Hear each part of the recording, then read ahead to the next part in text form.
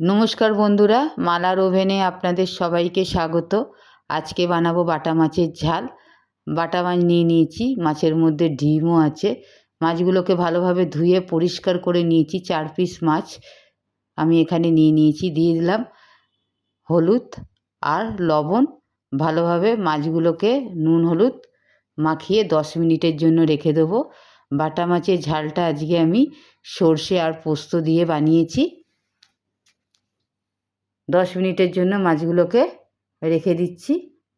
মশলা করে নেব। নিয়েছি 2.5 চামচ সাদা সর্ষে। আমি এখানে সাদা সর্ষে দিয়ে করছি, আপনারা সাদা কালো দু রকম সর্ষে দিয়েও রেসিপিটা করতে পারেন। আর নিয়েছি 1.5 চামচ পোস্ত। দিয়ে দেবো 1/2 ইঞ্চি আদা, 3টে কাঁচা লঙ্কা। সর্ষে বাটলে তেতো হয়ে যায়, সেই কারণে আমি 5-6টা কাজু দিয়ে দিলাম। ভাঙা কাজুর ব্যবহার করেছি। এর একটা পেস্ট বানিয়ে নিলাম। এইবার দিয়ে দেবো 2টো টমেটো আর অল্প পরিমাণে জল। ভালোভাবে এর একটা পেস্ট বানিয়ে নেব। দেখুন মশলাটাকে বানিয়ে নিয়েছি, এইভাবে একটা বাটিতে ঢেলে নিচ্ছি। কড়া বসিয়ে দিয়েছি। এই সময় গ্যাসটা আমি হাই ফ্লেমে রেখেছি। পরিমাণ মতো সর্ষের তেল দিচ্ছি। মাছের ঝালটা সর্ষের তেলেই করব। খুব ভালোভাবে তেলটাকে হাই ফ্লেমে গরম করে নিয়েছি।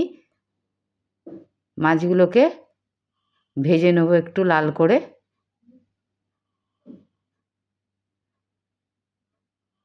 সব মাছগুলো দিয়ে দিলাম। সর্ষের তেলে মাছ করলে মাছের স্বাদটা কিন্তু অনেকটা ভালো আসে। মাছগুলো দেখুন কত সহজভাবে আমি উল্টে নিলাম। তেল যদি খুব ভালোভাবে গরম করা যায় তাহলে মাছ লেগে যায় না কড়ার সাথে। আরও একটা পিঠ এইরকমভাবে লাল করে নিয়েছি। মাছগুলো আমি একটা পাত্রে বার করে নিচ্ছি। গ্যাসের ফ্লেম লোতে করে দিয়েছি। দিয়ে দেবো অল্প পরিমাণ কালো জিরে ফোড়নেতে। একটু ভেজে নিলাম। দিয়ে দেবো কাশ্মীরি লাল লঙ্কার গুঁড়ো 1/2 চামচ।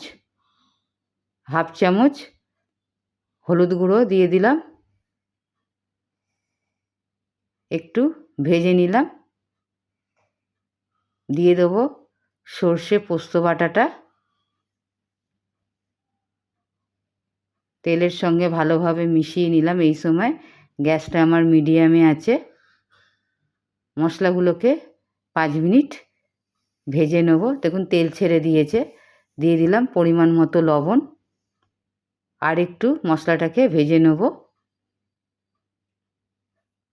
মশলাটা ভাজা হয়ে গেছে। এইবার দিয়ে দেবো 1/2 গ্লাস পরিমাণে জল। বাটা মাছের ঝোল করব না, ঝাল করব, সেই কারণে জলটা একটু কমই দেব। মাখা মাখা রাখবো। যদি রেসিপিটা ভালো লাগে একটা লাইক করবেন, শেয়ার করবেন আর চ্যানেলটাকে সাবস্ক্রাইব করার অনুরোধ রইল। ঝোল ফুটে এসেছে। ভেজে রাখা মাছগুলো সব দিয়ে দিলাম।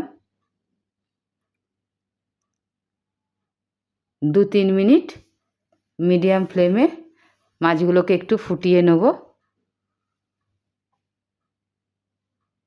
পোস্ত আর সর্ষে বাটা দিয়ে বাটা মাছের ঝালটা কিন্তু খুব ভালো লাগে। গ্রেভিটা এরকমই মাখা মাখা রেখেছি। দিয়ে দিলাম চেরা কাঁচা লঙ্কা আর ধনেপাতা। মাছটা আমার রেডি হয়ে গেছে।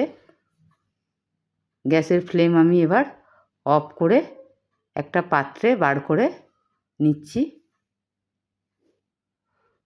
যদি রেসিপিটা ভালো লাগে একটা কমেন্ট করবেন। দেখুন একদম মাখা মাখা রেখেছি।